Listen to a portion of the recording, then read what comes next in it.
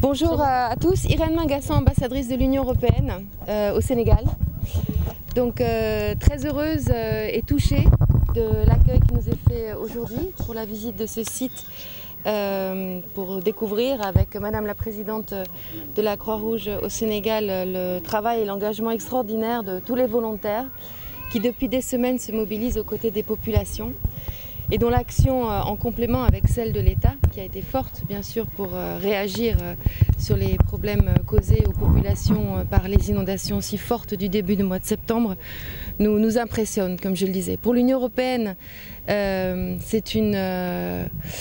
c'est un privilège, un honneur d'être associé à vos efforts, Madame la Présidente, à travers ECHO, donc le bras humanitaire de l'Union européenne, qui a un bureau ici à Dakar, et avec lequel, bien sûr, la délégation de l'Union européenne travaille très étroitement au Sénégal, mais aussi sur bien d'autres terrains et d'autres pays sur lesquels ECHO, donc l'Office humanitaire, est mobilisé.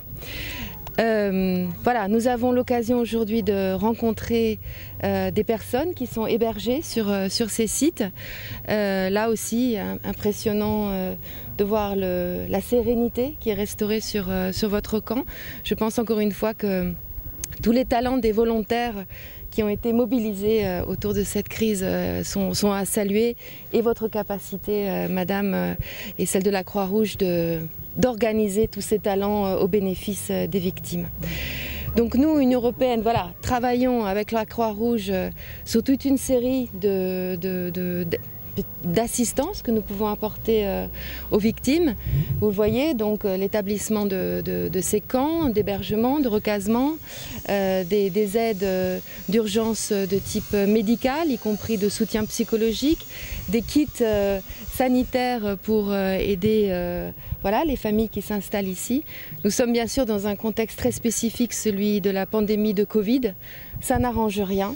On sait que les problématiques liées à l'eau, à l'assainissement sont responsables de beaucoup de maladies de par le monde.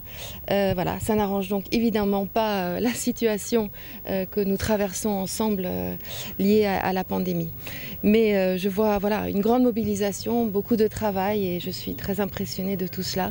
Et encore une fois, pour l'Union européenne, c'est un privilège d'être associé à ce travail. Nous sommes très heureux d'être avec vous. Quel est l'accompagnement de l'Union européenne par rapport à ces activités?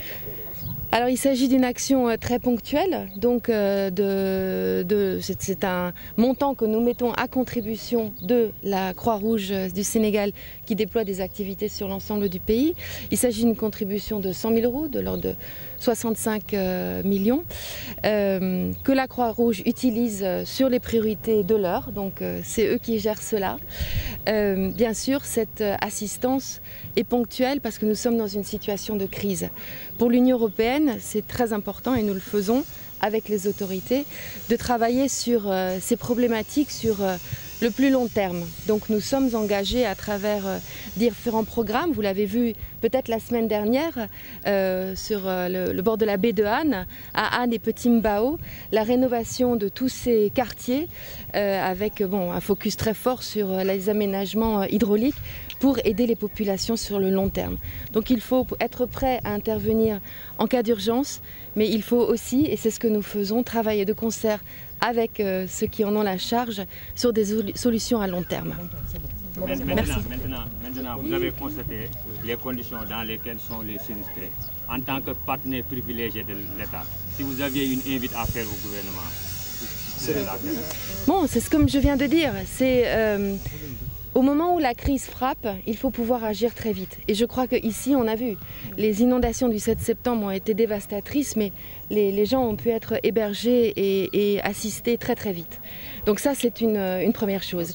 Je crois que le message fort, c'est que l'action de l'État, qui a été très rapide et efficace, se combine le plus efficacement avec les acteurs de terrain comme ceux de la Croix-Rouge et bien sûr ceux des partenaires qui les accompagnent.